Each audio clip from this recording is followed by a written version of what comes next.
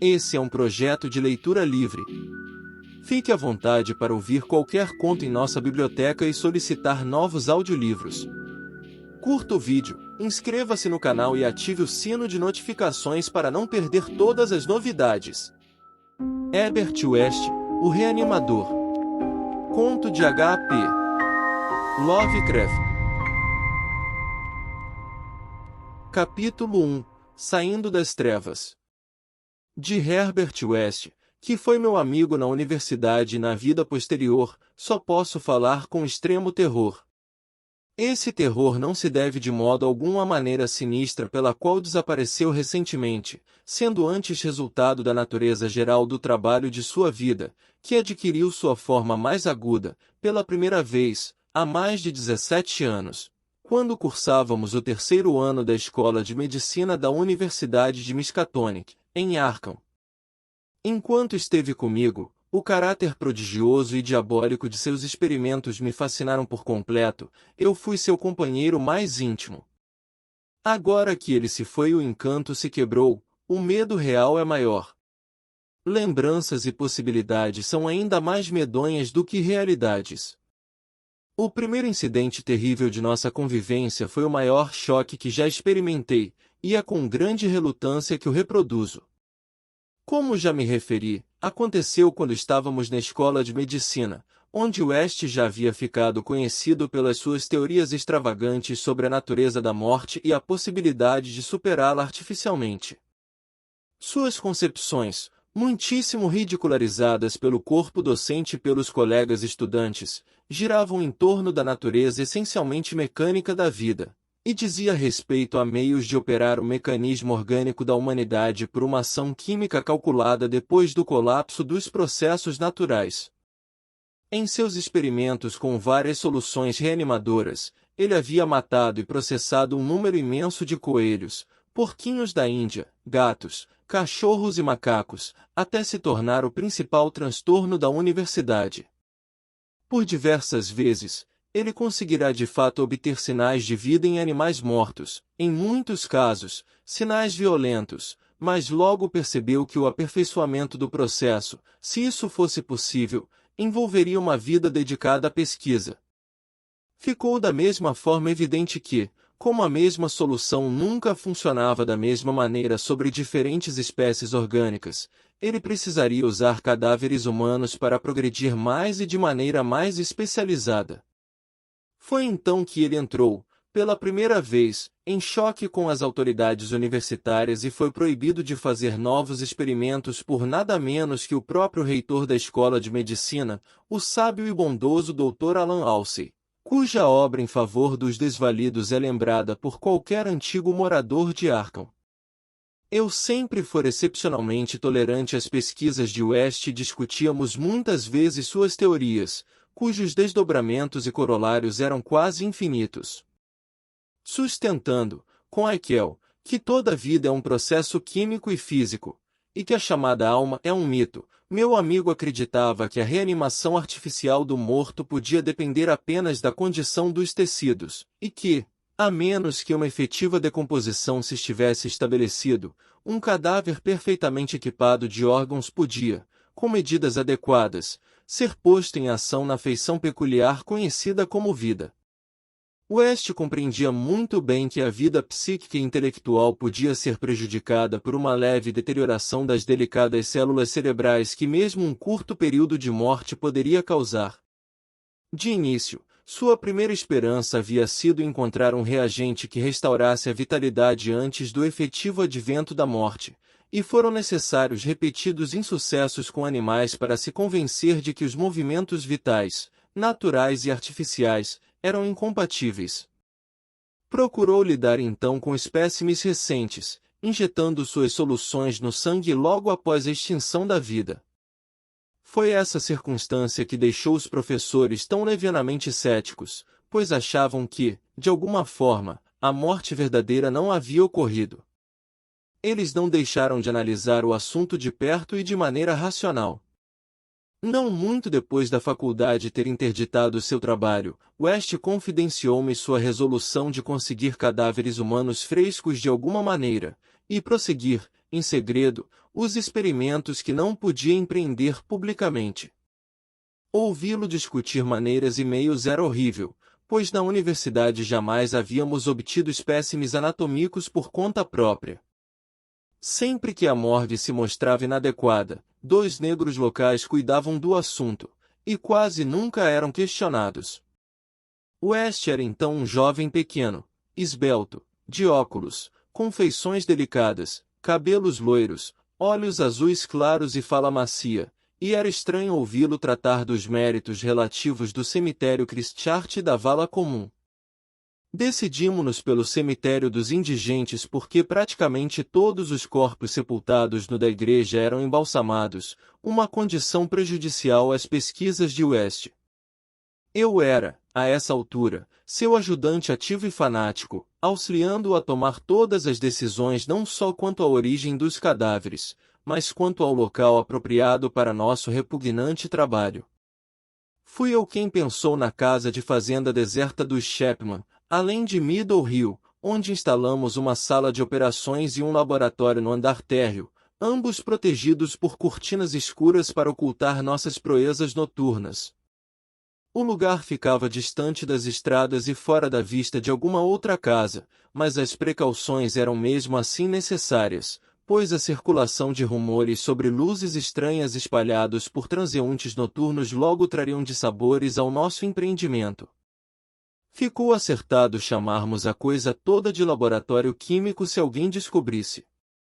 Equipamos aos poucos nosso sinistro antro da ciência com materiais comprados em Boston ou tomados discretamente de empréstimo à universidade, materiais cuidadosamente adulterados para ficarem irreconhecíveis para olhares não experimentados, e arranjamos pás e picaretas para os muitos sepultamentos que teríamos que fazer no porão. Na universidade, usávamos um incinerador, mas o aparelho era muito caro para o nosso laboratório clandestino.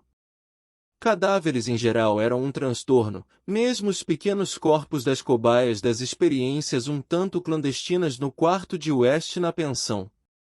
Acompanhávamos os obituários locais como abutres, pois nossos espécimes demandavam qualidades especiais. Tudo de que precisávamos eram cadáveres enterrados pouco depois da morte sem preservação artificial, de preferência não portadores de doenças deformantes, e, é claro, com todos os órgãos presentes. As vítimas de acidentes eram as nossas melhores esperanças. Durante muitas semanas não soubemos de nenhum aceitável, apesar de conversarmos com encarregados de morgues e de hospitais, ostensivamente em nome da universidade, sempre que isso não despertasse suspeitas. Descobrimos que a universidade tinha primazia em todos os casos, de modo que poderia ser preciso ficar em Arkham durante o verão, quando só ocorria um pequeno número de aulas de verão. A sorte nos bafejou enfim, pois certo dia ouvimos falar de um caso quase ideal no cemitério dos indigentes. Um trabalhador jovem e musculoso se afogara ainda na manhã anterior na lagoa de Summer e fora logo a seguir enterrado como indigente sem ser embalsamado. Naquela tarde, descobrimos o novo túmulo e resolvemos começar o trabalho pouco depois da meia-noite. Foi uma tarefa repulsiva que empreendemos ao lúgubre raiar da madrugada, apesar de nos faltar, na época, o particular horror de cemitérios que experiências posteriores nos trouxeram. Levamos pás e lanternas furta-fogo a óleo, pois embora as lanternas elétricas já fossem fabricadas, não eram tão satisfatórias quanto os aparelhos de tungstênio de hoje. O processo de desenterrar era sórdido e demorado, poderia ter sido medonhamente poético se fossemos artistas e não cientistas, e ficamos gratos quando nossas pás bateram na madeira. Quando a caixa de pinho ficou toda descoberta, West saltou para dentro e retirou a tampa, arrastando para fora e escorando seu conteúdo. Abaixei-me e puxei o conteúdo para fora da sepultura, e depois trabalhamos com afinco para devolver a aparência anterior ao local. O caso nos deixou bastante nervosos, especialmente o corpo rígido e o rosto vazio de nosso primeiro troféu, mas tratamos de apagar todos os traços da nossa visita. Depois de socarmos a última pasada de terra, Colocamos o espécime num saco de lona e partimos para o velho solar do Shepman além de Middle Hill. Numa mesa de dissecar, improvisada, da velha casa de fazenda, sob a luz da poderosa lâmpada de acetileno, o espécime já não tinha uma aparência tão espectral. Ele havia sido um jovem robusto, com um ar de pouca imaginação, de tipo perfeitamente plebeu, corpulento, de olhos acinzentados e cabelos castanhos, um animal sólido sem sutilezas psicológicas, e com certeza, com processos vitais dos tipos mais simples e mais saudáveis. Agora, com os olhos fechados, parecia antes adormecido que morto, embora o teste especial de meu amigo logo não deixasse a menor dúvida quanto a isso. Tínhamos, enfim, o que West tanto almejava, um verdadeiro morto do tipo ideal, pronto para a solução preparada, segundo os mais cuidadosos cálculos e teorias para o uso humano. A tensão de nossa parte ficou muito grande. Sabíamos que era pequena a chance de um sucesso absoluto e não conseguíamos evitar pavores terríveis com os possíveis resultados grotescos de uma animação parcial. Estávamos especialmente apreensivos com respeito à mente e aos impulsos da criatura, pois no período decorrido desde a morte, algumas células mais delicadas do cérebro poderiam ter sofrido alguma deterioração.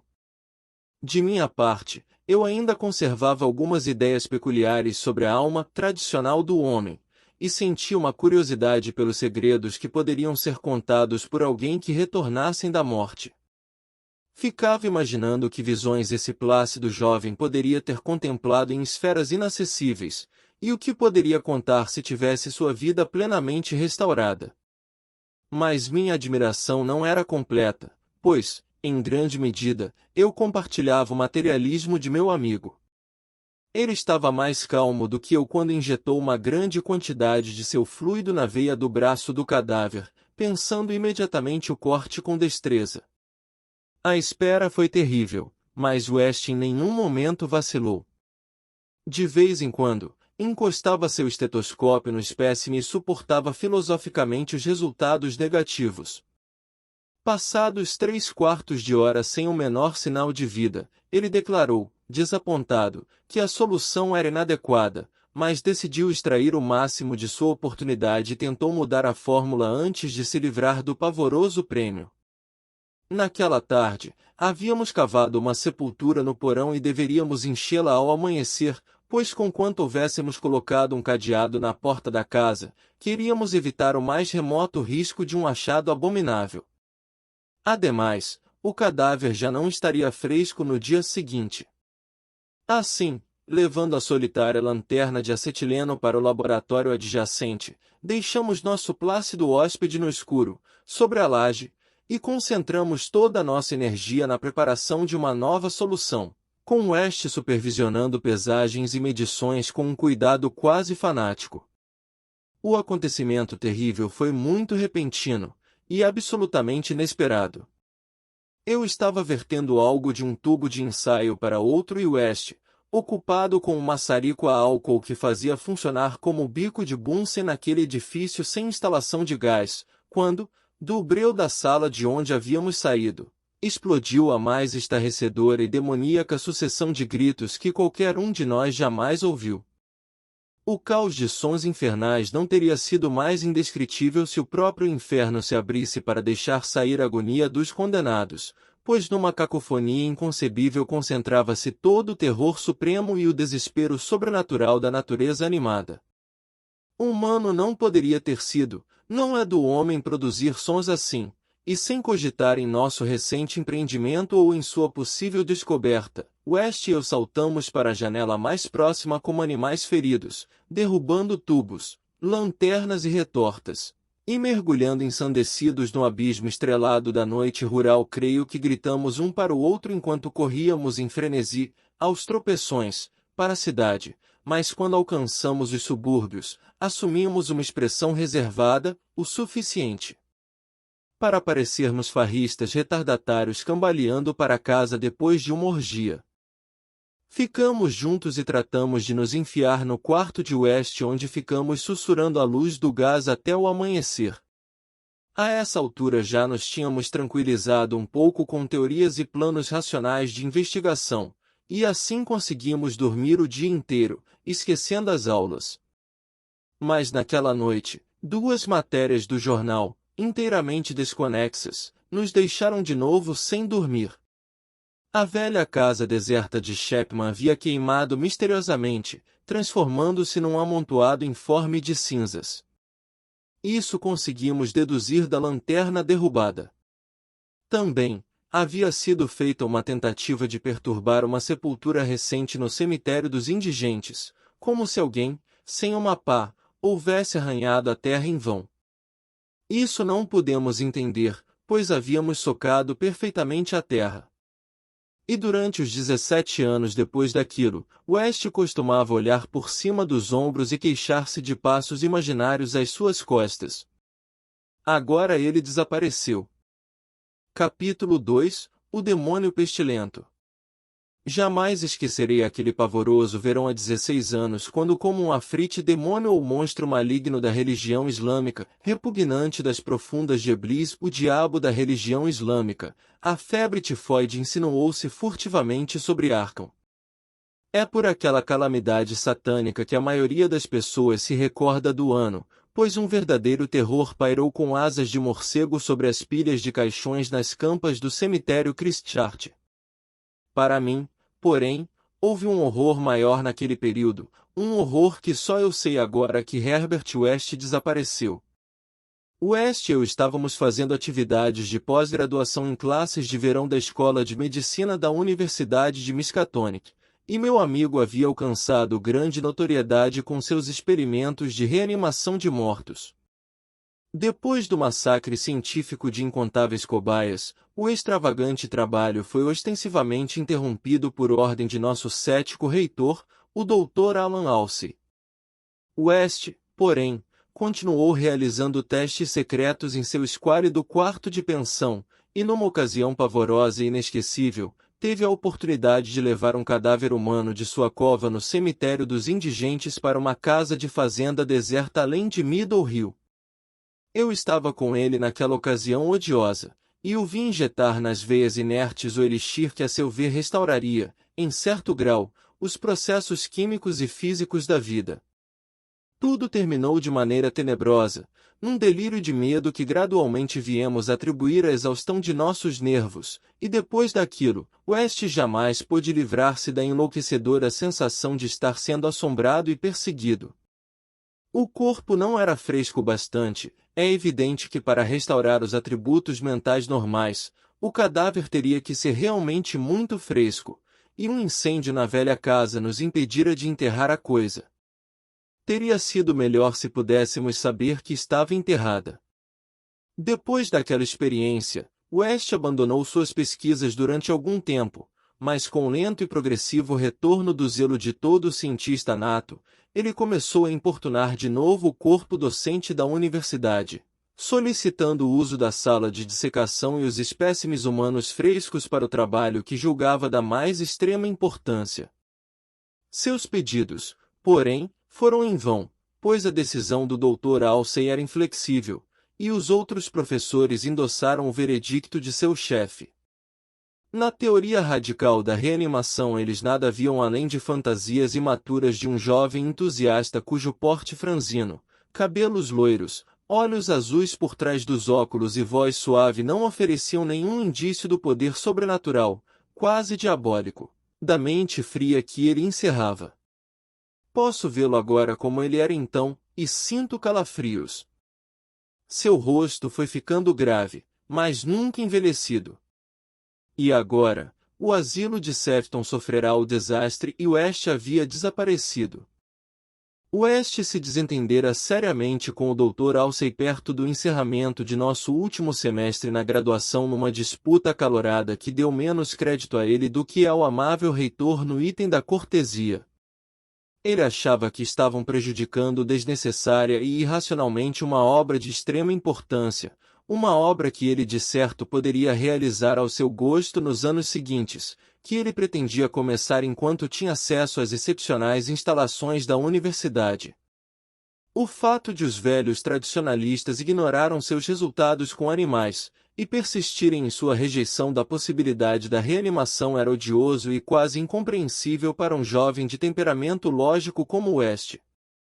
Só uma maior maturidade poderia ajudá-lo a entender as limitações mentais crônicas do tipo professor-doutor, produto de gerações de patético puritanismo, afáveis, conscienciosos e, às vezes, gentis e amigáveis, mas sempre estreitos, intolerantes, conservadores e sem horizontes. A idade tem maior piedade desses caráteres incompletos, mas de espírito elevado, cujo pior vício real é a timidez, e que acabam sendo punidos pelo ridículo geral de seus pecados intelectuais, pecados como o ptolomeísmo, o calvinismo, o antidarwinismo, o antinietzscheísmo, e toda sorte de sabatarianismo e legislação suntuária. Sabatarianismo é a prática religiosa da estrita observância ao sábado. Legislação suntuária diz respeito a uma legislação da Nova Inglaterra que proibia muitas atividades, como a compra de bebidas alcoólicas aos domingos, e interferia no modo de se vestir, se alimentar, etc. das pessoas. West, jovem ainda apesar de sua maravilhosa bagagem científica, não tinha muita paciência para com o bom Dr. Halsey e seus colegas eruditos, e nutriu crescente ressentimento combinado com um desejo de provar suas teorias àqueles ilustres obtusos, de alguma maneira impressionante e dramática. Como a maioria dos jovens, abandonava-se a elaborados devaneios de vingança, triunfo e magnânimo esquecimento final. E veio então o flagelo, sorridente e letal, das cavernas de pesadelo do Tártaro. West e eu já estávamos formados quando ele começou, mas havíamos ficado para um trabalho adicional nos cursos de verão, de forma que estávamos em Arkham quando ele desceu com fúria demoníaca sobre a cidade. Embora ainda não fossemos médicos autorizados, tínhamos agora nossos diplomas e fomos empurrados freneticamente para o serviço público quando o número de doentes aumentou. A situação estava quase fora de controle e as mortes aconteciam rápido demais para os encarregados locais lidarem com a situação. Os enterros sem embalsamamento eram feitos em rápida sucessão, e mesmo a cripta de recepção do cemitério de Christchurch ficou cheia de caixões de mortos sem embalsamar. Essa circunstância chamou a atenção de West, que pensava a miúde na ironia de sua situação, tantos espécimes fresco e nenhum para suas ansiadas pesquisas. Estávamos abarrotados de trabalho, e a terrível tensão nervosa e mental fazia meu amigo cismar morbidamente. Mas os amáveis inimigos de West não estavam menos ocupados com deveres extenuantes. A universidade já estava quase fechada e todos os doutores da faculdade de medicina ajudavam a combater a epidemia de febre. O Dr. Halsey, em particular, distinguiu-se no sacrificado serviço, aplicando sua extrema habilidade com grande entusiasmo a casos que muitos evitavam, devido ao perigo ou à aparente inutilidade. Não decorrera um mês, o destemido reitor se havia tornado um herói popular, embora não parecesse ter consciência de sua fama enquanto se esforçava para não desmoronar de fadiga física e exaustão nervosa. West não conseguia conter a admiração pela firmeza de seu desafeto, mas por isso mesmo ficou ainda mais decidido a provar-lhe a verdade de suas espantosas doutrinas. Aproveitando-se da desorganização das atividades escolares e dos regulamentos da saúde pública, conseguiu obter um corpo recém-falecido, contrabandeado para a sala de dissecação da universidade certa noite, e, em minha presença, injetou uma fórmula modificada de sua solução. A coisa realmente abriu os olhos, mas apenas fitou o teto com um olhar petrificante de horror antes de mergulhar numa inércia da qual nada conseguia tirá-la. West disse que o corpo não estava fresco bastante, o clima quente do verão não favorece os cadáveres. Dessa vez quase nos pegaram antes de incinerarmos a coisa, e West achou pouco aconselhável repetir sua ousada usurpação do laboratório da faculdade. O auge da epidemia foi atingido em agosto. West e eu estávamos quase mortos, e o Dr. Halsey morreu no dia 14. Todos os alunos compareceram ao funeral, realizado às pressas no dia 15, e levaram uma magnífica coroa que foi ofuscada pelos tributos enviados por cidadãos ricos de Arkham e pela própria municipalidade. Era um assunto quase público, pois o reitor de certo havia sido um benfeitor público. Depois do enterro, ficamos todos um pouco deprimidos, e passamos a tarde no bar da Câmara de Comércio onde West, mesmo abalado pela morte de seu principal adversário, deixou todos deprimidos com as referências às suas notórias teorias. A maioria dos alunos ia para casa ou para outros afazeres à medida que a noite avançava, mas West me persuadiu a ajudá-lo a passar uma noite na farra. A dona da pensão de West nos viu entrar em seu quarto com um terceiro homem entre nós, e comentou com o marido que de certo tínhamos jantado e bebido para valer. Aparentemente, aquela matrona azedo estava certa, pois em torno das 3 da manhã a casa toda foi desperta pelos gritos que chegavam do quarto de West, onde, arrombada a porta, nos encontraram inconscientes sobre o tapete manchado de sangue, golpeados, arranhados e sovados, cercados pelos restos frescos dos instrumentos de West. Apenas uma janela aberta nos informava sobre o que acontecerá com nosso agressor, e muitos ficaram imaginando como ele conseguirá escapar depois do terrível salto que dera do segundo andar até o gramado. Havia algumas roupas estranhas no quarto, mas West, recobrada a consciência, disse que elas não pertenciam ao estranho, mas eram peças coletadas para análise bacteriológica no curso sobre investigações sobre a transmissão de doenças contagiosas. Ele ordenou que fossem queimadas o mais depressa possível na espaçosa lareira. Para a polícia, nós dois declaramos ignorar a identidade de nosso recente companheiro. Era, disse West nervoso, um desconhecido que havíamos encontrado numa tasca de local incerto da cidade. Nós havíamos nos divertido um bocado e West e eu não gostaríamos que nosso belicoso companheiro fosse perseguido. Aquela mesma noite assistiu ao início do segundo horror de Arkham, o horror que, para mim, eclipsou o da própria epidemia. O cemitério de Christchurch foi palco de um terrível assassinato. Um vigia fora arranhado até a morte de um modo, não repugnante demais para ser descrito, mas que suscitou dúvidas sobre a origem humana do feito. A vítima fora vista com vida muito depois da meia-noite. Uma aurora revelou a coisa inexprimível. O gerente de um circo da cidade vizinha de Bolton foi interrogado, mas jurou que nenhuma fera havia escapado de sua jaula. Os que encontraram o corpo notaram uma trilha de sangue levando para o sepulcro receptor, onde uma pequena poça vermelha jazia sobre o concreto bem à frente do portão. Uma trilha mais fraca afastava-se na direção dos bosques, para logo desaparecer. Na noite seguinte, demônios dançaram sobre os telhados de Arkham e uma loucura sobrenatural uivou com o vento. Arrastou-se furtivamente pela cidade febril uma maldição que alguns diziam ser maior que a peste, e outros sussurravam ser a alma demoníaca encarnada na própria peste.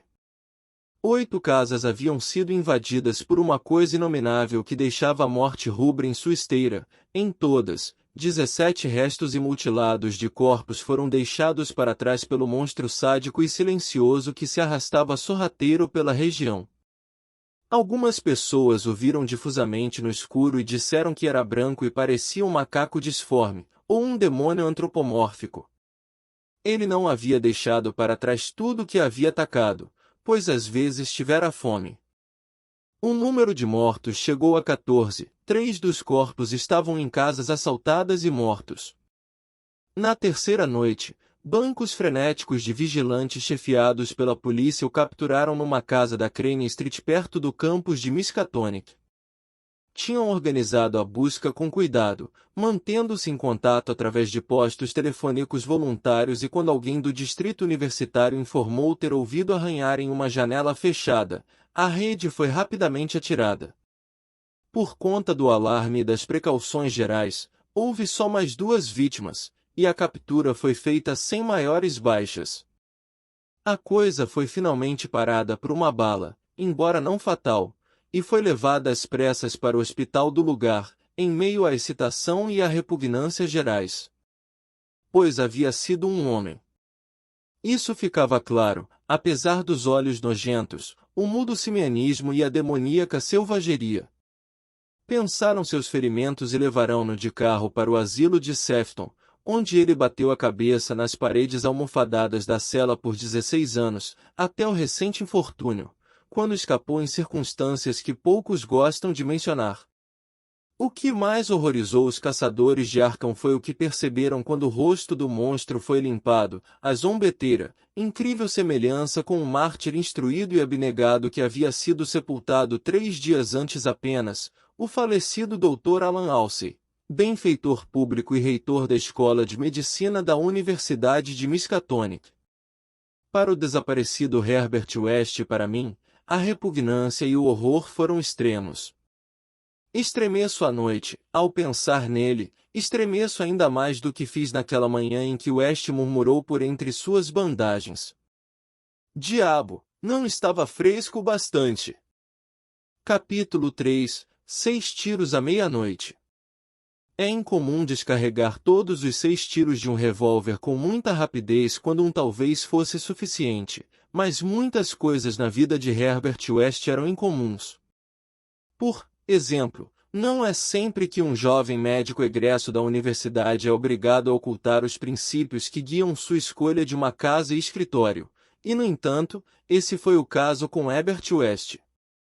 Quando ele e eu nos graduamos na Escola de Medicina da Universidade de Miskatonic e tentamos aliviar a pobreza, estabelecendo-nos como clínicos gerais, tomamos um grande cuidado para não dizer que escolhemos a casa porque era bem isolada e ficava o mais perto possível do cemitério dos indigentes. Uma descrição assim raramente é gratuita e isso é o que se deu conosco, pois nossas exigências resultavam de uma atividade profissional nitidamente impopular. Por fora éramos simples médicos, mas por dentro tínhamos objetivos muito mais importantes e terríveis. Pois para Herbert West a essência da vida estava na pesquisa dos reinos tenebrosos e ocultos do desconhecido onde ele esperava desvendar o segredo da vida e restaurar para uma animação perpétua o barro frio do cemitério. Uma busca assim exige materiais estranhos, entre os quais cadáveres humanos frescos, e para manter o fornecimento desses materiais indispensáveis, é preciso viver discretamente não longe do local de sepultamento informal. West e eu nos conhecéramos na universidade, e eu havia sido o único a simpatizar com seus repugnantes experimentos. Aos poucos, fui tornando-me seu assistente inseparável. E agora que havíamos saído da faculdade, tínhamos de ficar juntos. Não era fácil encontrar um bom emprego para 2 médicos juntos, mas a influência da universidade acabou por nos garantir uma prática em Bolton, cidade fabril perto de Arkham, sede da universidade. A Bolton Worcester Mills é a maior do Vale do Miskatonic, e seus empregados poliglotas nunca são pacientes populares entre os médicos locais. Selecionamos nossa casa com o maior cuidado, definindo-nos enfim por uma casinha em péssimo estado perto do fim da Pond Street, a 5 números do vizinho mais próximo e separada do cemitério local de indigentes por um único terreno descampado dividido em 2 pelo estreito gargalo de um bosque muito denso ao norte. A distância era maior do que queríamos, mas não seria possível conseguir uma casa mais perto sem ir para o outro lado do campo, inteiramente fora do distrito industrial. Isso não nos incomodou muito afinal, pois não havia ninguém entre nós e a sinistra fonte de nossos suprimentos. A caminhada era um pouco longa, mas poderíamos arrastar nossos silenciosos espécimes sem perturbação. Nossa atividade médica foi espantosamente grande desde o início, grande a ponto de agradar a maioria dos médicos, e grande o bastante para se mostrar um fardo e um aborrecimento para estudiosos cujo real interesse estava alhures. Os operários tinham uma índole um tanto turbulenta, e além de suas muitas necessidades naturais, suas frequentes brigas de socos e facadas nos davam muito que fazer. Mas o que absorvia mesmo nossas mentes era o laboratório secreto que havíamos montado no porão, o laboratório com a mesa comprida debaixo da iluminação elétrica onde, nas primeiras horas da madrugada, Em geral, injetávamos várias soluções de West nas veias das coisas que arrastávamos do cemitério dos indigentes. West testava desvairadamente para encontrar alguma coisa que provocasse novos movimentos humanos vitais depois de eles terem sido interrompidos por uma coisa que chamamos morte, mas encontrava os mais terríveis obstáculos. A solução precisava ser reformulada para os diferentes tipos, a que serviria para cobaias não serviria para seres humanos, espécimes humanos diferentes exigiam grandes modificações. Os cadáveres precisavam ser extraordinariamente frescos, caso contrário a mais leve decomposição do tecido cerebral impediria uma reanimação perfeita. Na verdade, o maior problema era obtê-los frescos o bastante. West tivera experiências horríveis durante suas pesquisas secretas na universidade com cadáveres de safra duvidosa. Os resultados de uma animação parcial ou imperfeita eram muito mais odiosos do que um fracasso total, e ambos tínhamos recordações pavorosas dessas coisas. Desde a primeira sessão demoníaca na casa de campo abandonada em Middle Hill, em Arkham, vínhamos sentindo uma crescente ameaça, e West, embora fosse uma pessoa calma, loira, de olhos azuis, um autômato científico em muitos aspectos, muitas vezes admitia uma sensação arrepiante de estar sendo furtivamente perseguido. Ele tinha uma certa sensação de estar sendo seguido, uma ilusão psicológica provocada por nervos abalados, amplificada pelo fato inegavelmente perturbador de que, pelo menos um de nossos espécimes reanimados estava vivo, uma apavorante criatura carnívora encerrada numa cela acolchoada em Sefton. Depois havia outra, nossa primeira, cujo destino exato nunca pudemos saber. Tivemos muita sorte com os espécimes de Bolton, muito melhores que os de Arkham. Menos de uma semana depois de nos instalarmos, conseguimos uma vítima de acidente na mesma noite do enterro, e fizemos-la abrir os olhos com uma expressão espantosamente racional antes da solução falhar. Ela havia perdido o braço. Se o corpo fosse perfeito, teríamos obtido os melhores resultados. Dali até o mês de janeiro seguinte, arranjamos outros 3, um fracasso absoluto, um caso de acentuado movimento muscular e uma coisa toda tremendo. Ela ergueu-se e proferiu um som. Depois veio um período de pouca sorte, os enterros rarearam e os que ocorreram eram de espécimes, ou muito doentes, ou mutilados demais para o uso. Acompanhávamos todas as mortes e as circunstâncias que as cercavam com um meticuloso cuidado. Certa noite de março, porém, obtivemos inesperadamente um espécime que não provinha do cemitério de indigentes. Em Bolton, o puritanismo dominante havia proibido a luta de boxe, com as consequências habituais. Lutas clandestinas e mal dirigidas entre operários eram comuns, e de vez em quando traziam algum profissional de baixa categoria. Nessa noite de fim de inverno aconteceu uma dessas lutas, evidentemente com resultados desastrosos, pois os 2 polacos tímidos nos vieram procurar, murmurando súplicas incoerentes para atendermos a um caso muito secreto e desesperado. Nós os seguimos até um galpão abandonado, onde o resto de uma multidão de estrangeiros assustados observava uma forma silenciosa e escura no chão. A luta havia sido entre Kid O'Brien, um jovem abrutalhado que se pavoneava, com nariz adunco bem pouco irlandês, e Buck Robinson, o raio do Harlan. O negro havia sido nocauteado, e um rápido exame nos mostrou que ficaria assim para sempre.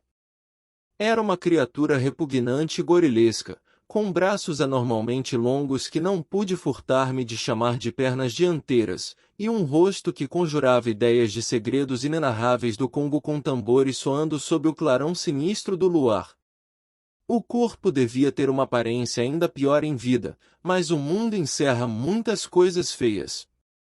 O medo havia descido sobre aquela deplorável multidão, pois ela não conhecia as exigências da lei se o assunto não fosse abafado, e todos ficaram muito gratos quando West, apesar de seus tremores involuntários, se ofereceu para levar embora discretamente a criatura, para um propósito que eu conhecia muito bem. A paisagem sem neve clareava perfeitamente, mas vestimos a criatura e carregamo-la para casas entre nós pelas ruas e campos desertos como havíamos carregado uma criatura similar, em certa noite pavorosa, em Arkham. Aproximamo-nos da casa pelo campo dos fundos. Entramos com o corpo pela porta de trás e descemos com ele pela escada do porão, preparando-o para o habitual experimento. Nosso medo da polícia era terrível, embora houvéssemos programado nossa viagem para evitar o solitário guarda daquele setor. O resultado foi um fiasco. Por repugnante que parecesse nosso prêmio, ele não reagiu minimamente a nenhuma das soluções que injetamos em seu braço negro, soluções preparadas por experiências feitas apenas com espécimes brancos. Assim, quando a noite se aproximava com perigo do amanhecer, fizemos o mesmo que havíamos feito com os outros. Arrastamos a coisa pelo campo até o braço de bosque perto do cemitério dos indigentes e enterramo-la ali no melhor túmulo que um solo congelado nos permitiu. A cova não ficou muito funda, mas quase tão boa quanto a do espécime anterior, a coisa que se havia erguido e expelido um som. À luz de nossas lanternas furta-fogo, cobrimos-la cuidadosamente de folhas e matos secos, certos de que a polícia jamais a encontraria numa floresta tão escura e cerrada. No dia seguinte, cresceram meus receios sobre a polícia, pois um paciente trouxe rumores da suspeita de uma luta com morte. West tinha outro motivo de preocupação, pois havia sido chamado à tarde para um caso que terminou de forma muito ameaçadora. Uma italiana havia ficado histérica com o desaparecimento do filho, um garoto de 5 anos que saíra de manhã bem cedo e não havia voltado para o almoço, e desenvolvera sintomas muito alarmantes, tendo em vista a fraqueza do seu coração. Era uma histeria muito tola, pois o garoto já havia fugido outras vezes, mas os camponeses italianos são supersticiosos demais e os presságios pareciam atormentar aquela mulher tanto quanto os fatos. Por volta das 7 da noite, ela morreu, e seu enfurecido esposo provocou uma cena espantosa tentando matar West, quem acusava de não ter salvo a mulher. Foi seguro por amigos quando puxou um estilete, mas West saiu às pressas seguido por seus desumanos uivos, maldições e juramentos de vingança. Com o novo sofrimento, o sujeito pareceu esquecer o filho, que continuou desaparecido durante a noite. Correram rumores sobre uma procura nos bosques, mas a maioria dos amigos da família estava ocupada com a morta e com o desatinado. Somando tudo, a tensão nervosa de West devia ser tremenda.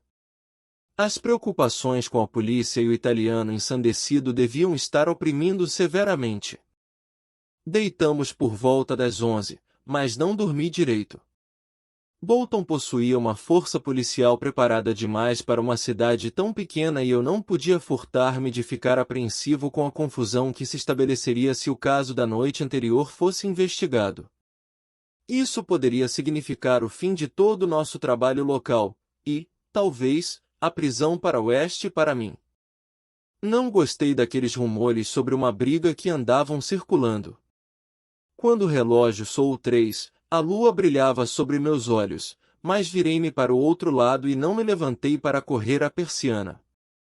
Depois veio aquele som de alguém chacoalhando a porta dos fundos. Fiquei deitado, em silêncio, um pouco atordoado, mas não demorou muito para ouvir West bater de leve na minha porta. Ele estava de chambre e chinelos e trazia um revólver e uma lanterna nas mãos. Pelo revólver eu percebi que estava pensando mais no italiano enfurecido que na polícia.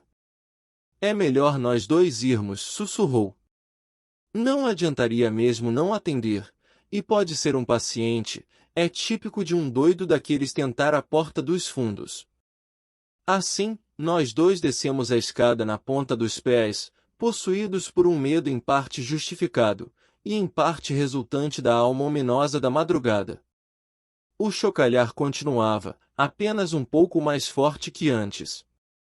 Chegando à porta, eu cautelosamente a destranquei e a abri, e quando a luz brilhou, reveladora, sobre a silhueta da forma que ali se postava, West tomou uma atitude curiosa. Apesar do risco evidente de chamar atenção e trazer sobre nós a temida investigação policial, Algo que, afinal, era felizmente evitado pelo relativo isolamento de nossa casinha. Meu amigo descarregou de forma precipitada, excitada e desnecessária todas as 6 câmaras do revólver no visitante noturno. Pois aquele visitante não era nem italiano nem policial. Destacando-se de maneira repugnante contra a luz espectral, ali estava uma coisa gigantesca e disforme que só um pesadelo podia abrigar, uma aparição preta, retinta de olhos vidrados, quase de 4, coberta de torrões de barro, folhas, trepadeiras, manchada de sangue coagulado, e trazendo entre os dentes luzidios um objeto cilíndrico, terrível, da alvura da neve, terminando numa pequenina mão. Capítulo 4. O grito do morto. O grito de um morto provocou em mim aquele horror adicional e agudo do Dr. Herbert West que dificultou os últimos anos de nossa camaradagem. É natural que algo como um grito de homem provoque horror, pois é evidente que não se trata de uma ocorrência ordinária e agradável, mas eu estava acostumado com experiências similares, por isso padeci nessa ocasião somente por uma circunstância particular. E, como sugeri, não foi do próprio morto que fiquei com medo. Herbert West, de quem eu era parceiro e assistente, tinha interesses científicos muito além da rotina habitual de um médico de aldeia. Esse foi o motivo por que, ao estabelecer sua atividade profissional em Bolton, ele havia escolhido uma casa isolada perto do cemitério dos indigentes. Curto e grosso, o único interesse capaz de absorver West era o estudo secreto dos fenômenos da vida e de sua suspensão, levando à reanimação do morto com injeções de uma solução excitante. Para essa experimentação tenebrosa, era preciso um fornecimento constante de cadáveres humanos muito frescos porque a menor decomposição danificaria inapelavelmente a estrutura cerebral. E humanos por descobrirmos que a solução precisava ter composições diferentes para diferentes tipos de organismos. Levas de coelhos e cobaias foram mortas e manipuladas, mas esse processo não dera em nada. West jamais conseguiu um êxito completo porque nunca pôde obter um cadáver fresco o bastante. Ele queria, na verdade, cadáveres com todas as células intactas e capazes de receber de novo o impulso para o modo de movimento chamado vida. As esperanças eram de que essa segunda vida, artificial, poderia tornar-se perpétua com repetidas injeções, mas havíamos aprendido que uma vida natural ordinária não reagiria à ação. Para criar o movimento artificial, a vida natural precisava estar esgotada, os espécimes deviam estar muito frescos, mas genuinamente mortos. A fabulosa busca começou quando West e eu éramos alunos da Escola de Medicina da Universidade de Miskatonic, conscientes ao extremo, pela primeira vez, da natureza absolutamente mecânica da vida.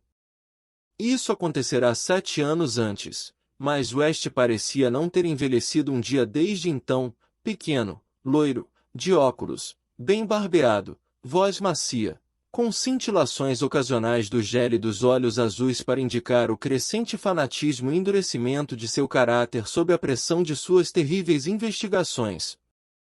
Nossas experiências haviam sido, muitas vezes, repugnantes ao extremo. Os resultados defeituosos da reanimação, quando massas de barro sepulcral haviam sido galvanizadas em movimentos mórbidos, extravagantes e descontrolados por várias modificações da solução vital. Uma coisa havia soltado um grito de abalar os nervos, outra se levantar abruptamente, nos agredir até a inconsciência e sair correndo como um possesso furioso até ser colocada atrás das grades de um asilo, outra ainda, uma repugnante monstruosidade africana. Havia escapado da cova rasa onde estava e realizado uma proeza, West tivera que balear aquela coisa. Como não conseguíamos obter corpos frescos o bastante para revelar algum traço de razão quando reanimados, havíamos criado, por necessidade, horrores indescritíveis. Era perturbador pensar que talvez 2, de nossos monstros ainda viviam. Esse pensamento nos assombrava um pouco, até que West acabou desaparecendo em circunstâncias pavorosas, mas por ocasião do grito no laboratório no porão da casa de campo isolada em Bolton. Nossos medos eram aplacados pela ânsia de obter espécimes muito recentes. West ficava mais ansioso do que eu, e às vezes me parecia que olhava com cobiça para qualquer pessoa viva muito saudável. Foi em julho de 1910 que a má sorte com respeito aos espécimes começou a mudar.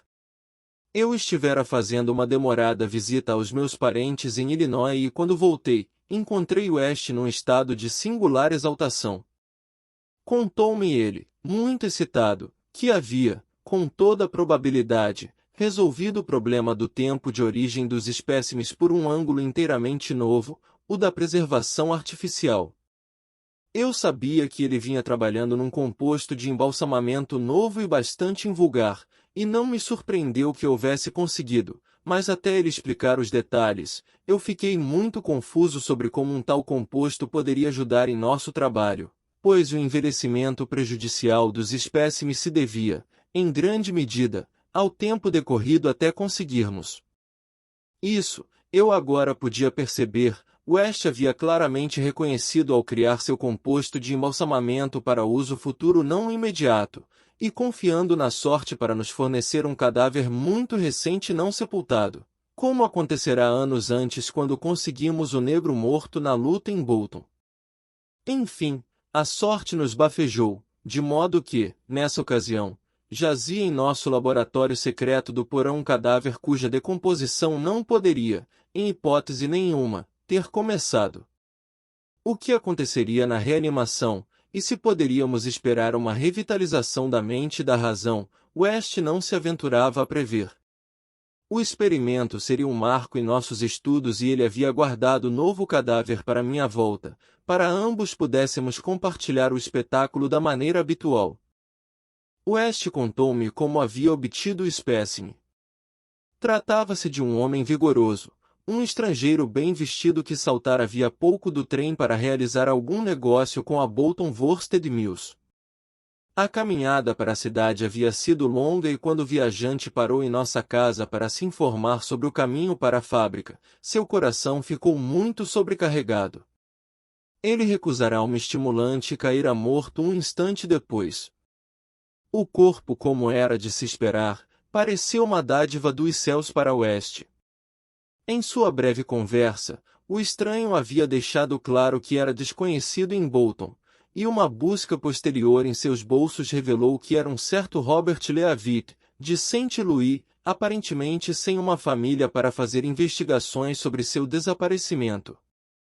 Se a vida desse homem não pudesse ser restaurada, ninguém saberia de nosso experimento. Enterrávamos nossos materiais numa densa faixa de bosque entre a casa e o cemitério dos indigentes. Se, em contrapartida, ele pudesse ser ressuscitado, nossa fama ficaria brilhante e estabelecida para sempre.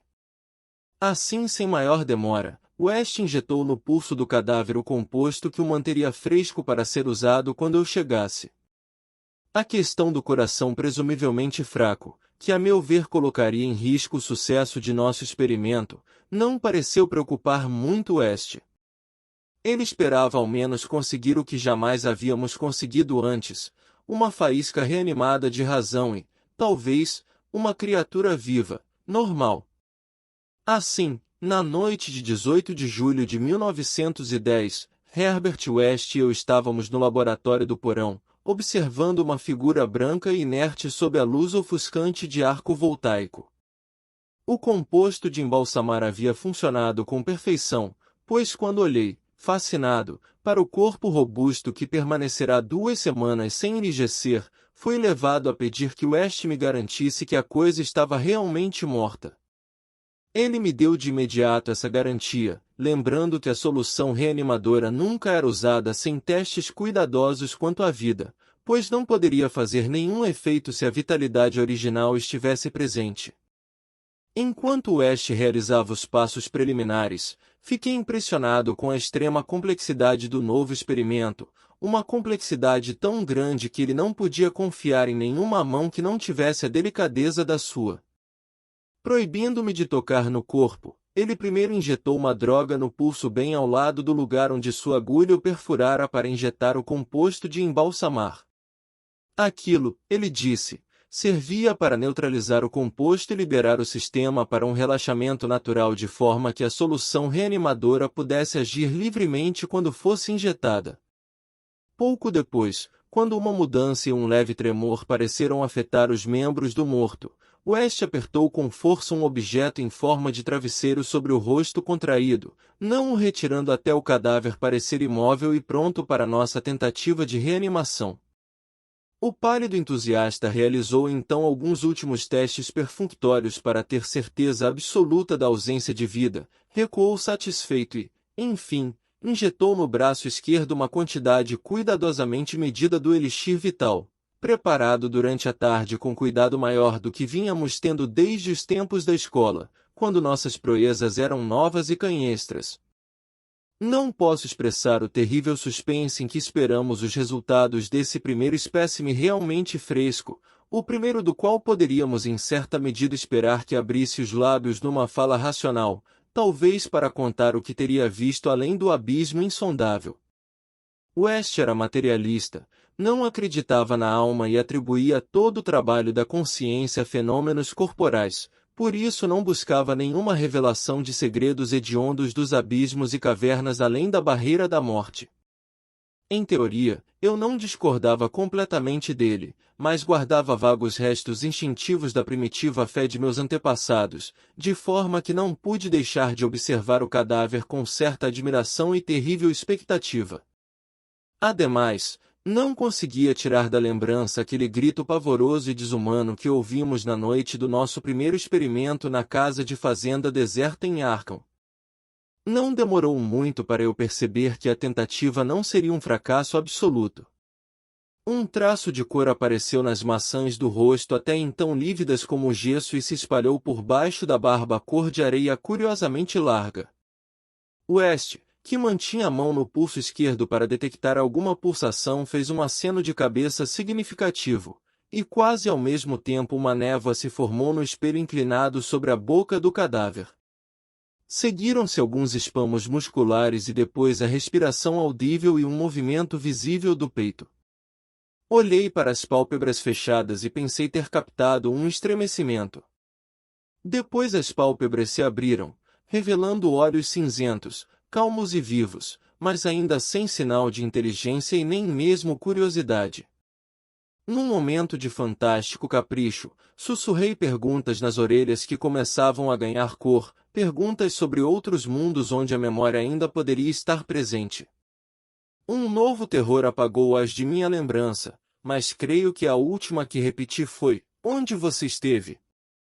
Ainda não sei se me responderam ou não, pois nenhum som escapou da boca bem desenhada, mas sei que naquele momento pensei ter visto os lábios finos se moverem em silêncio, formando sílabas que eu teria vocalizado como só agora se a frase possuísse sentido e relevância.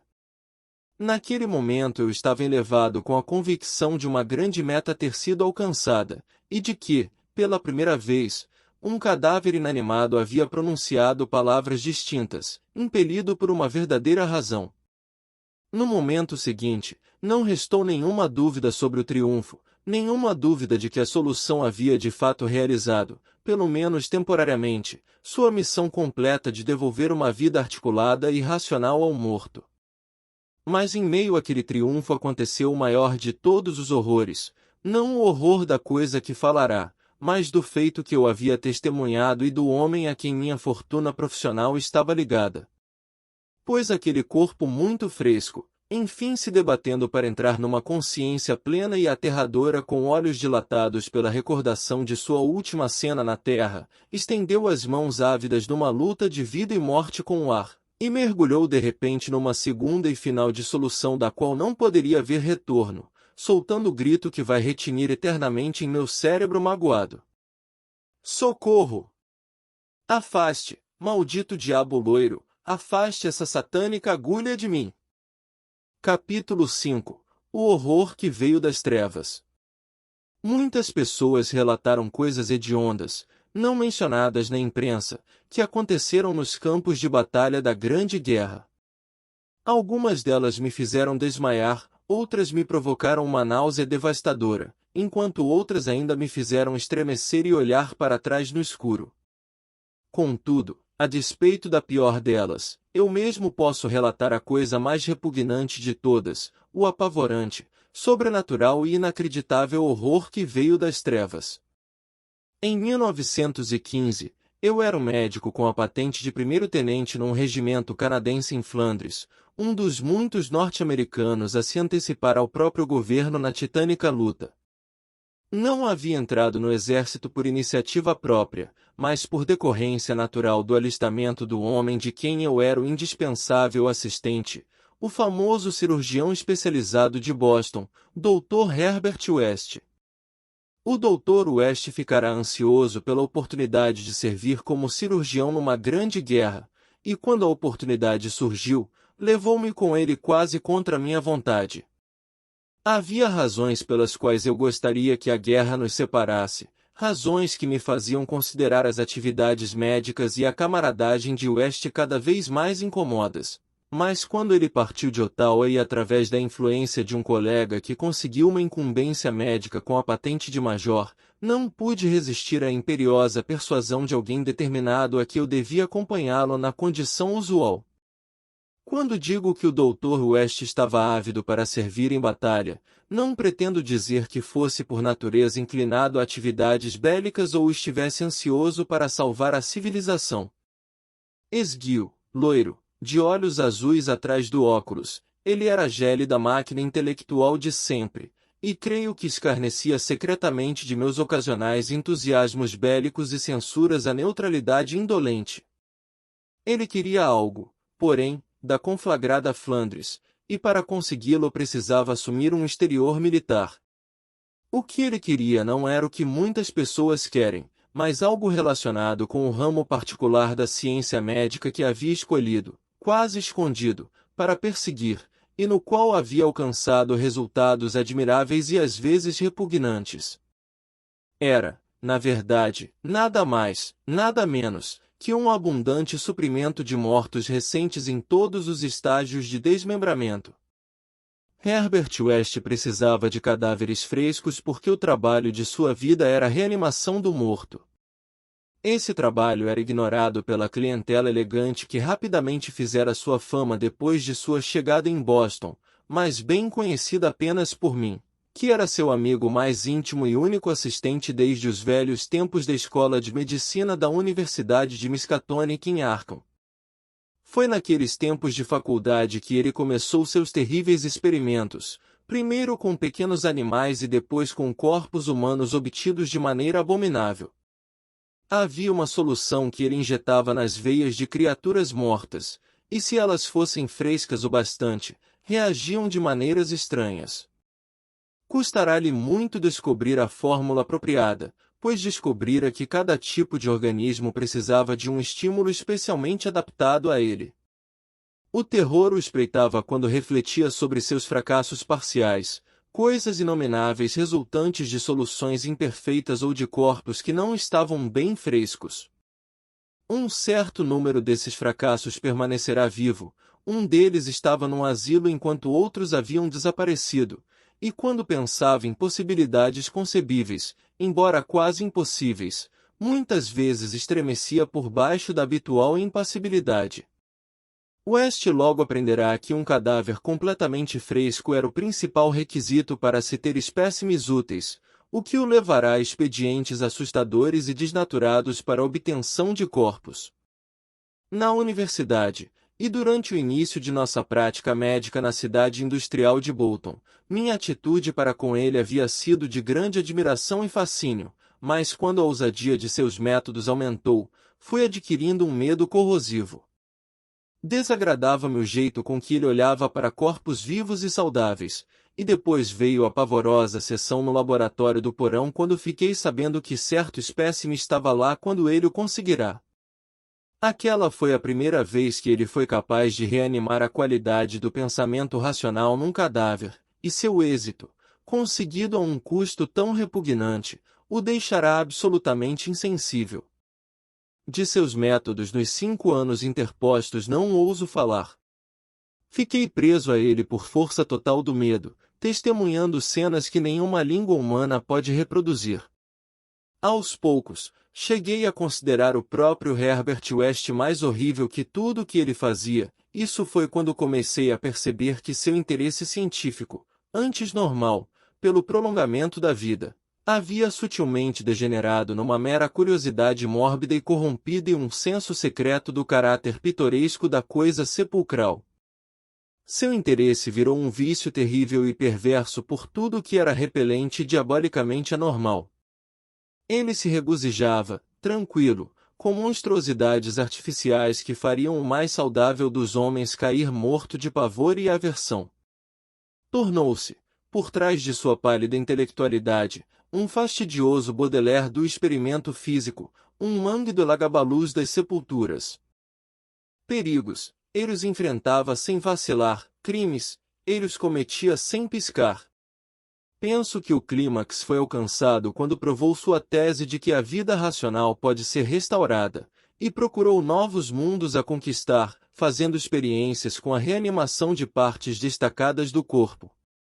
Tinha ideias bárbaras e originais sobre as propriedades vitais, independentes, de células orgânicas e tecidos nervosos separados dos sistemas fisiológicos naturais, e alcançou alguns resultados preliminares, repugnantes, na forma de tecido perpétuo, artificialmente nutrido, obtido a partir de ovos quase chocados de um indescritível réptil tropical.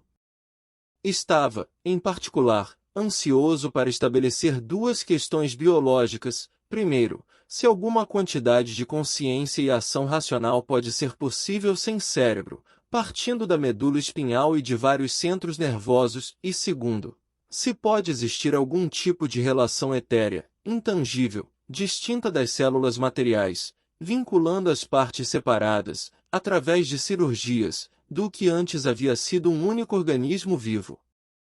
Todo esse trabalho de pesquisa exigia um suprimento prodigioso de carne humana recém-chacinada. Esse foi o motivo para Herbert West entrar na Grande Guerra.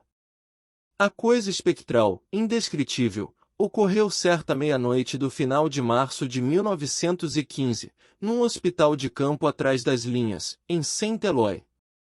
Fico imaginando mesmo agora se isso não teria sido um sonho demoníaco provocado pelo delírio. West tinha um laboratório particular numa sala do lado leste do edifício provisório, em forma de galpão que lhe fora concedido, a seu pedido, para descobrir métodos novos e radicais no tratamento de casos, até então desesperados, de mutilação. Ali ele trabalhava como um açougueiro em meio a seus ensanguentados produtos. Nunca consegui acostumar-me com a leviandade com que manuseava e classificava certas coisas. Às vezes ele de fato realizava prodígios de cirurgia em soldados, mas seu deleite todo especial era de um tipo menos público e filantrópico, exigindo muitas explicações dos sons que pareciam estranhos mesmo no meio daquela babel de danados. Entre esses sons, ouviam-se frequentemente tiros de revólver, por certo nada incomuns num campo de batalha, mas claramente incomuns num hospital. Os espécimes reanimados do Dr. West não se destinavam a uma existência prolongada ou ao grande público. Além do tecido humano, West usava boa parte do embrião de réptil que havia cultivado com resultados tão singulares. Era melhor do que material humano para conservar a vida em fragmentos sem órgãos, e essa era agora a principal atividade de meu amigo. Num canto escuro do laboratório, sobre um curioso queimador de incubadora, ele mantinha um grande tonel coberto, cheio da matéria celular desse réptil que se multiplicava e crescia túrgida e repelente. Na noite a que me refiro, tínhamos um espécime novo e esplêndido, um homem ao mesmo tempo fisicamente poderoso e com mentalidade tão elevada que tínhamos garantido um sistema nervoso sensível. Era uma situação muito irônica, pois se tratava do oficial que havia ajudado West a conseguir sua patente e que agora estava para se tornar nosso parceiro. Mais ainda, ele havia estudado às escondidas no passado a teoria da reanimação, até certo ponto, como West. O Major Sir Eric Morellan Clapham Lee, DSO, era o maior cirurgião de nossa divisão e havia sido destacado às pressas para o setor de Saint-Éloi, quando as notícias de uma luta encarniçada chegaram ao quartel-general. Ele chegará num avião pilotado pelo intrépido Ronald Hill apenas para ser baleado quando estava bem em cima de seu destino. A queda havia sido espetacular e terrível. Hill ficou irreconhecível, mas os destroços revelaram o grande cirurgião quase decapitado, mas com o resto do corpo em grande medida intacto. West recolhera avidamente a coisa inerte que um dia fora seu amigo e colega profissional e eu estremeci quando ele separou a cabeça, colocou em seu diabólico tonel com um flácido tecido de réptil para preservá-lo, visando futuros experimentos, e começou a lidar com o corpo decapitado na mesa de operação. Injetou-lhe sangue novo, costurou certas veias, artérias e nervos no pescoço decapitado e fechou a horrível abertura com pele enxertada de um espécime não identificado que havia usado um uniforme oficial. Eu compreendia sua intenção, verificar se aquele corpo todo organizado poderia exibir, sem a cabeça, algum dos sinais de vida mental que haviam distinguido Sir Eric Moreland Clapham-Lee. Antigo estudioso da reanimação, aquele tronco inerte era agora repulsivamente convocado a comprová-la. Ainda posso ver Herbert West debaixo da sinistra luz elétrica enquanto injetava sua solução reanimadora no braço do corpo decapitado. A cena, eu não posso descrever, desmaiaria se tentasse, pois a loucura impera num ambiente repleto de coisas sepulcrais, classificadas, com sangue e fragmentos humanos sobre o piso escorregadio quase no tornozelo e repugnantes aberrações répteis crescendo, borbulhando e cozinhando sobre o espectro bruxuleante verde-azulado de uma chama pálida num canto distante mergulhado em trevas. O espécime, como West seguidas vezes observara, tinha um esplêndido sistema nervoso. Esperava-se muito dele, e à medida que começaram a se manifestar alguns movimentos de contração, pude observar a concentração febril no rosto de West. Ele estava pronto, eu creio, para ver a prova de sua opinião cada vez mais forte de que consciência, razão e personalidade podem existir independentemente do cérebro. Aquele homem não tem nenhum espírito central integrador, é apenas uma máquina de matéria nervosa, sendo cada seção mais ou menos completa por si mesma. Numa demonstração triunfante, West estava prestes a relegar o mistério da vida à categoria de mito. O corpo agora se contorcia com maior vigor e, debaixo de nossos olhos atentos, começou a se erguer de maneira assustadora. Os braços esticaram-se nervosamente, as pernas levantaram-se e vários músculos contraíram-se numa espécie repulsiva de convulsão. A coisa decapitada estendeu então os braços num gesto inconfundível de desespero, um desespero lúcido suficiente, parecia, para comprovar cada tese de Herbert West. Com certeza os nervos estavam recordando o último ato do homem em vida, a luta para sair do avião em queda. O que aconteceu em seguida, eu jamais saberei ao certo. Tudo pode ter sido uma alucinação do choque provocado, naquele momento, pela destruição súbita e total do edifício num cataclismo de bombardeio alemão. Quem poderá negar, já que West e eu fomos os únicos sobreviventes comprovados? West gostava de pensar assim antes de seu recente desaparecimento, mas houve momentos em que não podia, pois o curioso era que nós ambos havíamos tido a mesma alucinação. A ocorrência abominável em si foi muito simples, notável apenas pelas suas implicações. O corpo sobre a mesa havia se erguido agitando, os braços às cegas e havíamos escutado um som. Eu não chamaria de voz aquele som, pois seria pavoroso demais. No entanto, seu timbre não foi o mais pavoroso. Também não a sua mensagem, ele havia gritado apenas, salte, Ronald, pelo amor de Deus, salte. Pavoroso foi sua origem. Ele saíra do grande tonel coberto, naquele canto infernal, de trevas rastejantes. Capítulo 6. As Legiões Sepulcrais. Quando o Dr. Herbert West desapareceu há um ano, a polícia de Boston me interrogou com rigor. Suspeitavam que eu estava escondendo alguma coisa, e talvez suspeitassem coisas mais graves, mas eu não podia contar a verdade porque não me acreditariam. Eles sabiam, com efeito, que West estivera ligado a atividades que contrariavam o senso comum, pois seus repugnantes experimentos na reanimação de mortos havia sido, por muito tempo, vastos demais para um perfeito segredo. Mas a catástrofe final de abalar a alma continha elementos de uma fantasia tão alucinante que eu até cheguei a duvidar da realidade do que vi. Eu era o melhor amigo de West e seu único assistente confidencial. Nós nos havíamos conhecido antes, na escola de medicina, e eu havia compartilhado, desde o início, suas terríveis pesquisas. Aos poucos, ele havia tentado aperfeiçoar uma solução que, injetada nas veias de mortos recentes, restauraria a vida, trabalho que exigia uma grande quantidade de cadáveres frescos e, portanto, envolvia atividades das mais desnaturadas. Ainda mais chocantes foram os produtos de alguns experimentos, massas pavorosas de carne antes morta e que West despertara para uma animação cega, inconsciente e nauseante. Assim foram os resultados usuais, pois para redespertar a mente foi preciso obter espécimes tão absolutamente frescos que nenhuma decomposição pudesse ter afetado suas delicadas células cerebrais. Essa necessidade de cadáveres muito frescos fora a causa da ruína moral de West.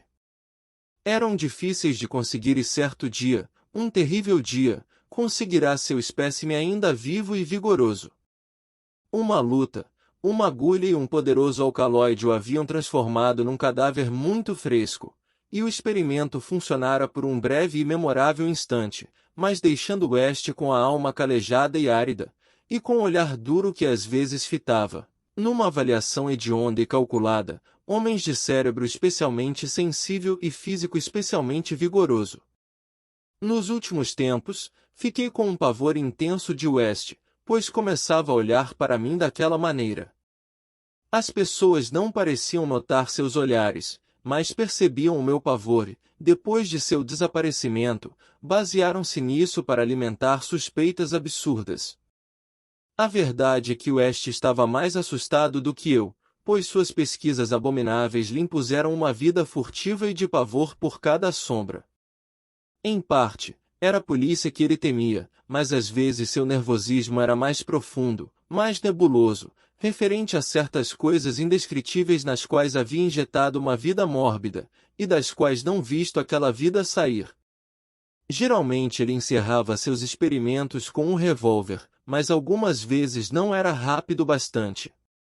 Houve aquele primeiro espécime em cujo túmulo saqueado foram vistos marcas de garras. Houve também o corpo daquele professor de Arkham que havia praticado atos de canibalismo antes de ser capturado e metido, sem ser identificado, numa cela para loucos em Sefton, onde bate nas paredes há 16 anos. A maior parte dos outros resultados talvez sobreviventes eram coisas menos fáceis de descrever, pois o zelo científico de West havia degenerado, nos últimos anos, numa mania doentia e fantástica, e ele exercia sua habilidade na vitalização não de corpos humanos inteiros, mas de partes isoladas de corpos, ou partes combinadas com matéria orgânica não humana. Aquilo havia ficado diabolicamente revoltante na época em que desapareceu. Muitos experimentos sequer poderiam ser sugeridos por impresso. A Grande Guerra, em que ambos servimos como cirurgiões, havia intensificado essa faceta de West. Quando digo que o medo que West tinha de seus espécimes era nebuloso, tenho em mente, em especial, a complexidade de sua natureza. Parte dele vinha diretamente de conhecer a existência daqueles monstros inomináveis, enquanto a outra resultava da apreensão com os danos corporais que eles poderiam, em certas circunstâncias, lhe infligir.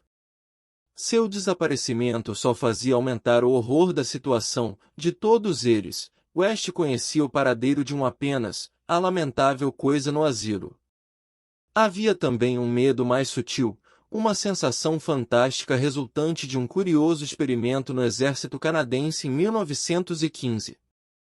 West, no meio de uma dura batalha, havia reanimado o Major Sir Eric Moreland Clapham-Lee, DSO, um colega médico que conhecia seus experimentos e os poderia reproduzir. A cabeça fora removida para investigação sobre a possibilidade de uma vida quase inteligente no tronco. No exato momento em que o edifício estava sendo arrasado por um obus alemão, um sucesso aconteceu. O tronco se havia movido com inteligência e, por incrível que pareça, ficamos ambos doentiamente seguros de que haviam saído sons articulados da cabeça seccionada que fora posta num canto escuro do laboratório. O obus, de certa forma, havia sido piedoso, mas nunca West conseguiu sentir-se tão seguro quanto desejava de que os dois éramos os únicos sobreviventes.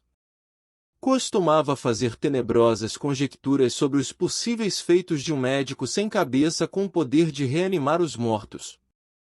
O último domicílio de West foi uma casa venerável e muito elegante, com vista para um dos mais antigos cemitérios de Boston. Ele havia escolhido o lugar por razões puramente simbólicas e fantasticamente estéticas, pois a maioria dos sepultos era do período colonial, de pouca utilidade, portanto, para um cientista atrás de corpos muito frescos. O laboratório ficava num subporão construído em segredo por trabalhadores importados e continha um enorme incinerador para a eliminação silenciosa e completa daqueles corpos, ou dos fragmentos e imitações sintéticas de corpos que poderiam sobrar dos mórbidos experimentos e ignóbeis diversões do proprietário. Durante a escavação do porão, os trabalhadores haviam dado de encontro com uma parede de pedra muitíssimo antiga, por certo relacionada ao velho cemitério, mas a uma profundidade grande demais para corresponder a algum sepulcro conhecido por aquele período. Depois de muitos cálculos, West concluiu que se tratava de uma câmara secreta abaixo do túmulo de Averius, onde o último sepultamento fora feito em 1768. Eu estava em sua companhia quando ele estudou a parede salitrosa e gotejante desnudada pelas pás inchadões dos operários, e estava preparado para o palpitante calafrio que nos esperava no momento da descoberta dos segredos sepulcrais e seculares. Mas pela primeira vez, a nova timidez de West superou sua curiosidade natural e traiu a sua fibra degenerada ao impor-lhe que abandonasse a alvenaria e a cobrir com gesso.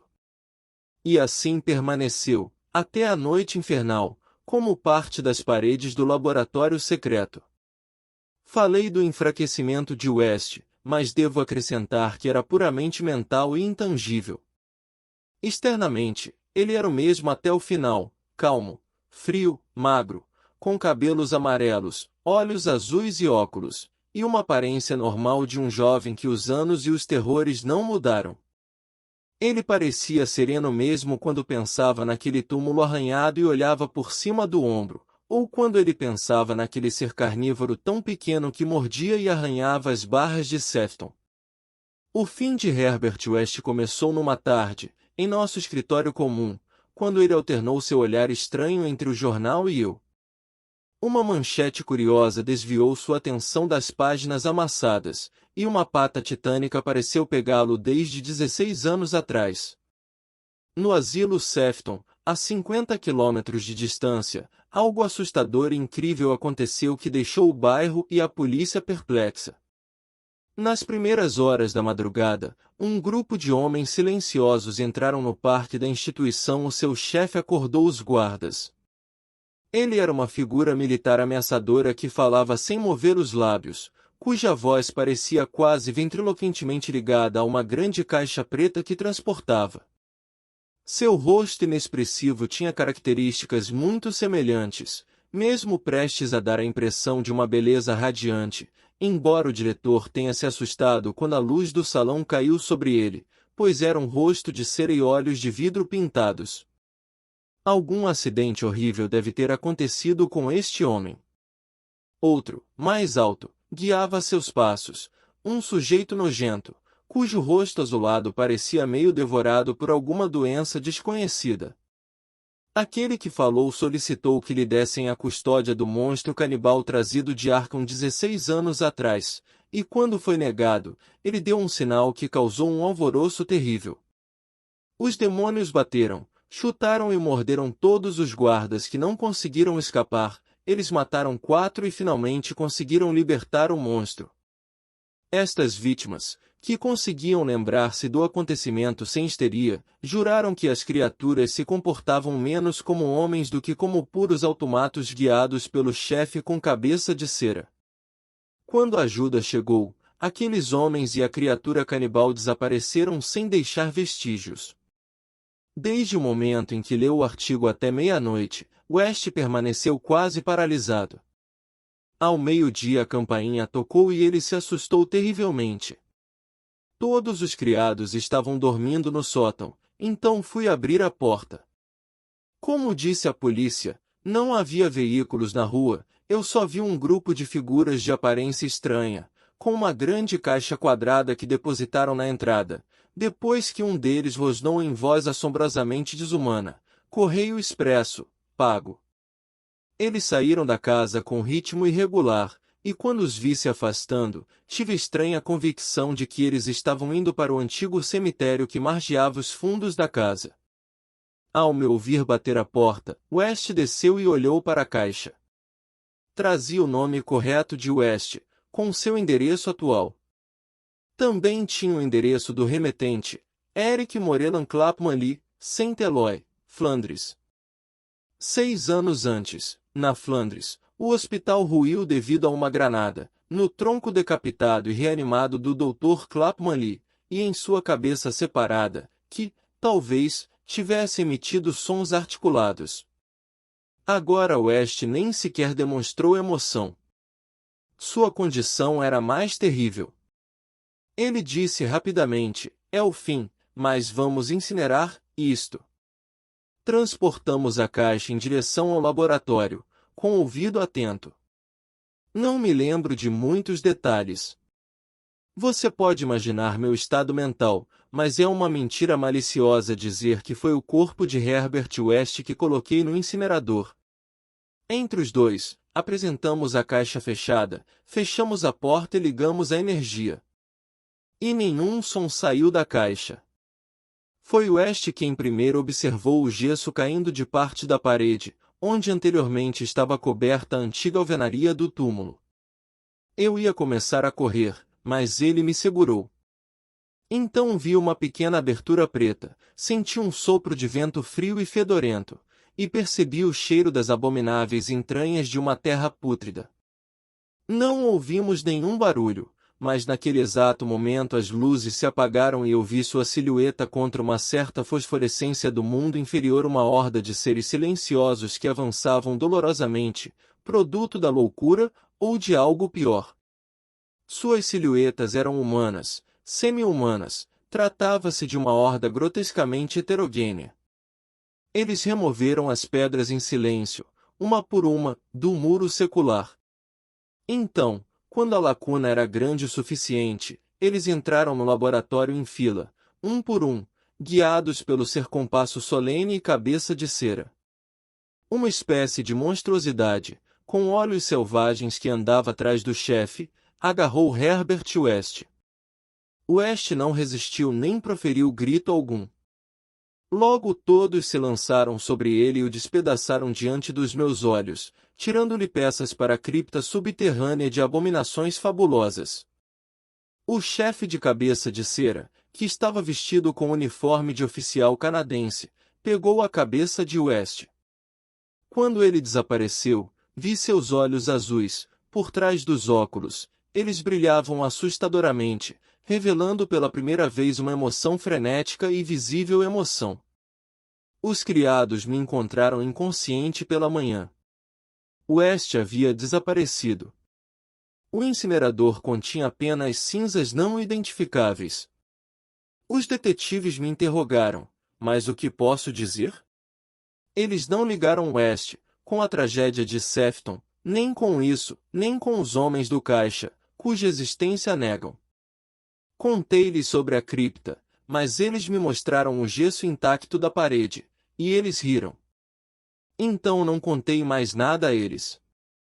Eles querem insinuar que sou louco ou que sou um assassino, provavelmente é porque sou louco. Mas poderia não ser assim se aquelas malditas legiões de tumbas não estivessem tão silenciosas. Fim. Obrigado por assistir. Até a próxima. Fique à vontade para continuar assistindo mais vídeos.